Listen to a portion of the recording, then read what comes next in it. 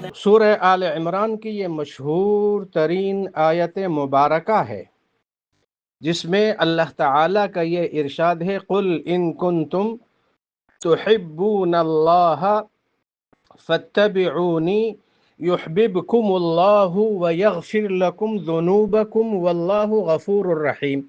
تیسرا پارہ آل عمران 31 نمبر کی آیت۔ اے پیغمبر صلی اللہ علیہ وسلم، آپ ان کو کہہ دیجئے، امت کو، لوگوں کو بتا دیجئے، اگر تم اللہ سے محبت کرتے ہو تو میری اتباع کو اختیار کر لو۔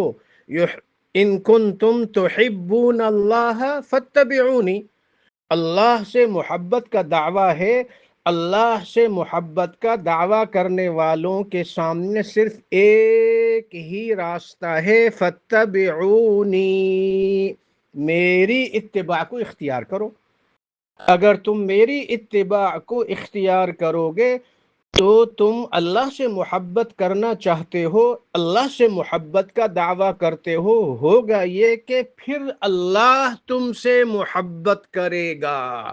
یحببکم اللہ، اللہ اکبر کبیرہ والحمد للہ کثیرا وسبحان اللہ بکرۃ واصیلا۔ اللہ تم سے محبت کرے گا، اور جب محبت کرے گا یغفر لکم ذنوبکم، تمہارے سارے گناہوں کو معاف کر دے گا۔ ایک ہی راستہ ہے، وہ ہے اتباع رسول۔ 12 ربیع الاول، سیرت پاک، اس کا جو میسج اور پیغام ہے وہ ہے مکمل اطاعت رسول، مکمل اتباع رسول۔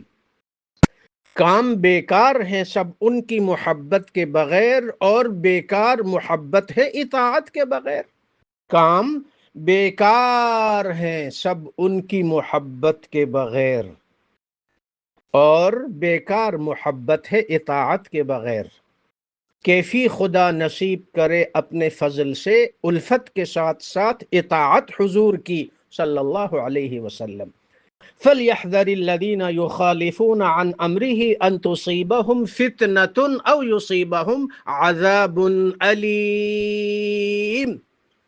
سورہ نور 18ویں پارے میں، سورہ نور کے آخر میں ہے، وہ لوگ جو رسول اللہ صلی اللہ علیہ وسلم کی سنتوں کی خلاف ورزی کرتے ہیں، ان کو ڈرایا جائے کہ اللہ ان کو فتنوں میں مبتلا کر دے گا اور شدید عذاب بھی دے گا۔ دو طرح کا عذاب، عذاب علیم اور فتنے۔ ایک ہی راستہ ہے، وہ ہے ہر سنت پر عمل کرو، بدعتوں کو ترک کر دو، بدعتوں کو چھوڑ دو۔ دین میں ہر نیا کام بدعت ہے، ہر بدعت گمراہی ہے، ہر گمراہی جہنم ہے۔ لیکن بدعت کا یہ معنی بھی نہیں ہے کہ ہر کام کو بدعت، یہ بھی بدعت، یہ بھی بدعت، یہ بھی بدعت۔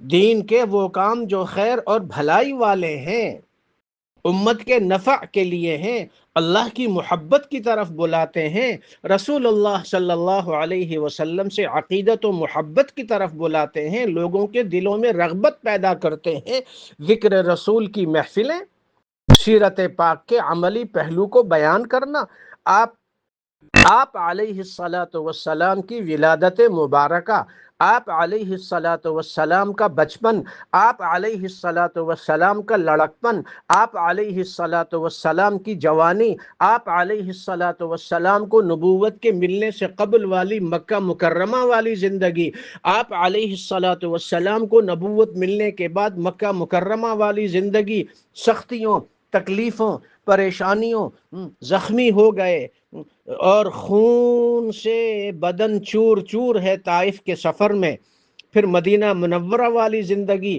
آپ علیہ الصلاۃ والسلام کی سیرت پاک کو صرف 12 ربیع الاول نہیں بلکہ سال بھر روزانہ بیان کیا جائے۔ امام ابن قیم کا یہ قول اپنا لیا جائے جس میں وہ یہ فرماتے ہیں کہ عدد نفس، اگر مومن اور مومنہ ہر سانس میں ذکر رسول کریں، ہر سانس میں درود و سلام درود شریف پڑھیں، تب بھی آقا علیہ الصلاۃ والسلام کا حق ادا نہیں کر سکتے۔ اللہم صلی وسلم وبارک علی سیدنا محمد وعلی آلہ وصحبہ۔ آپ علیہ الصلاۃ والسلام کا ذکر خیر باعث خیر و برکت ہے، لیکن بدعتوں اور رسموں سے ہٹ کر، بدعتوں اور رسموں سے ہٹ کر پاک محفل ہو، درود شریف پڑھا جائے، باوضو ہو کے مؤدب ادب سے بیٹھا جائے، آپ علیہ الصلاۃ والسلام کی ایک ایک سنت، ایک ایک طریقہ، ایک ایک حکم، ایک ایک بات کو نشر کیا جائے، اپنی اولاد، گھر والوں، ہر ایک کو سیرت پاک کا عملی پہلو اس طرف توجہ دلائی جائے۔ یہ ہے سیرت پاک۔ سیرت پاک منانے کی چیز نہیں ہے، سیرت پاک تو اپنانے کی چیز ہے، تبھی تو دنیا اور آخرت کی کامیابی ملے گی۔ مخالفت رسول میں دنیا اور آخرت کی ذلت و رسوائی ہے۔ جعل الصغار جعل الذل والصغار على من خالف امر، صحیح بخاری میں یہ تعلیقاً قول موجود ہے۔ اللہ تعالیٰ نے ذلت و رسوائی رکھی ہے ہر اس شخص کے لیے جو میری کسی سنت کی خلاف ورزی کرے گا۔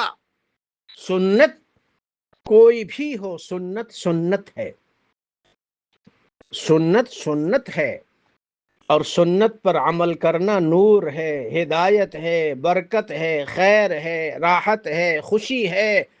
آقا علیہ الصلاۃ والسلام کی سنتوں کو عام کیا جائے، یہی سیرت پاک کا عملی پہلو۔ اللہ تعالی ہم سب کو یہ نعمت کبریٰ اور اپنی یہ توفیق نصیب فرمائے، آمین، نصیب فرمائے۔